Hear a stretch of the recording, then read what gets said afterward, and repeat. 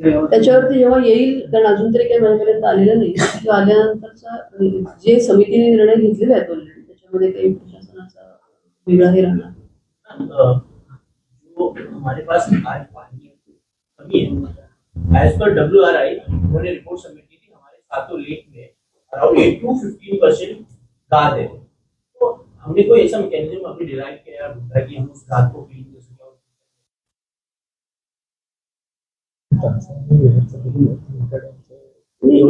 Basically this issue has been under consideration not only these dams, सगळ्या पूर्ण महाराष्ट्रामधल्याच डॅम्समध्ये, परंतु ते प्रत्येक वेळेला ते व्यवहार्य असतं असं नाही, कारण मोठ्या डॅम मधला पूर्ण डिसिल्टिंग करणं हे शक्य नसतं. जे आपले छोटे विहार असेल किंवा तानसा असेल ह्याच्याबद्दलची चर्चा झाली, पण आता आपण असलेल्या पाण्याचा योग्य वापर जास्तीत जास्त आणि त्याचं डिस्ट्रीब्युशन योग्य पद्धतीने करूनच आपण बरंचसं सेव्हिंग करू शकतो. त्याच्यावरती जरी कॉन्सन्ट्रेट केलं, कारण हे अगदी म्हणजे अल्टिमेट मेजर्स किंवा एक्स्ट्रीम मेजर्स म्हणून घ्यायचे ते विषय, ते आज तरी तशी सिच्युएशन नाही की ते डिसिल्टिंगवर आपण लक्ष द्यावं.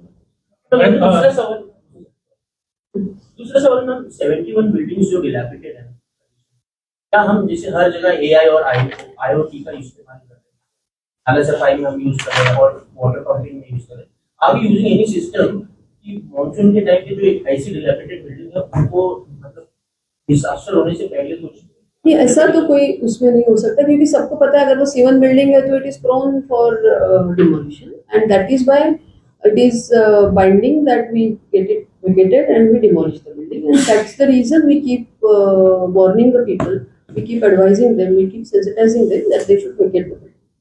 सहाय्यक आयुक्त नितीन शुक्ला यांना अटक केली आहे, तर ते त्यांचं निलंबन वगैरे काही निलंबन करण्यात येईल, त्याची प्रोसेस कसं करावं ते डिटेल्स देतील तुम्हाला. 48 तास पण त्याच्यावर आम्ही म्हणजे जी काही कायदेशीर कारवाई करणं आवश्यक आहे ती कायदेशीर.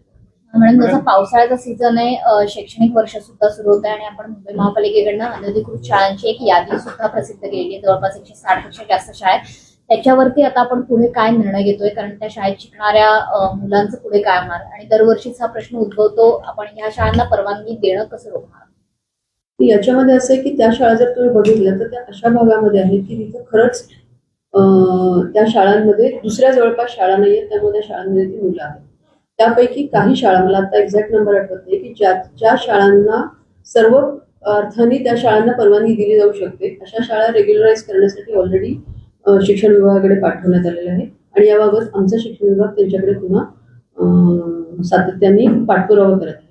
ज्या शाळा RTEच्या नियमानुसार रेग्युलराईज होऊ शकत नाही, परंतु तिथं त्या मुलांना शाळेमध्ये जाण्याशिवाय पर्याय नाही, कारण जवळपास तिथं शाळा नाही, अशा शाळांच्या मुलांच्या बाबतीत काय करता येईल याच्यासाठी मी ऑलरेडी शिक्षण विभागाला सांगितले की जवळपासची कुठली शाळा आहे तिथे आपल्याला या मुलांना नेता येऊ शकेल का, तसं पालकांशी बोलणं.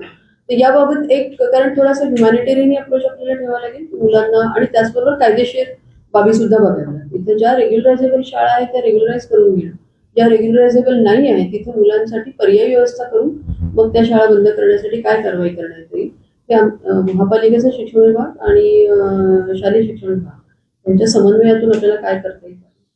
आणखी एक प्रश्न आहे ते म्हणजे महापौर बंगल्यासाठी आता आपण जवळपास प्रस्तावाला की 3 कोटींपर्यंत खर्च अपेक्षित आहे.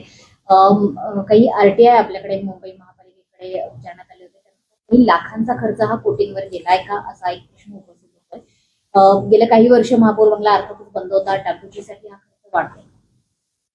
त्याच्यामध्ये वस्तुस्थिती तपासून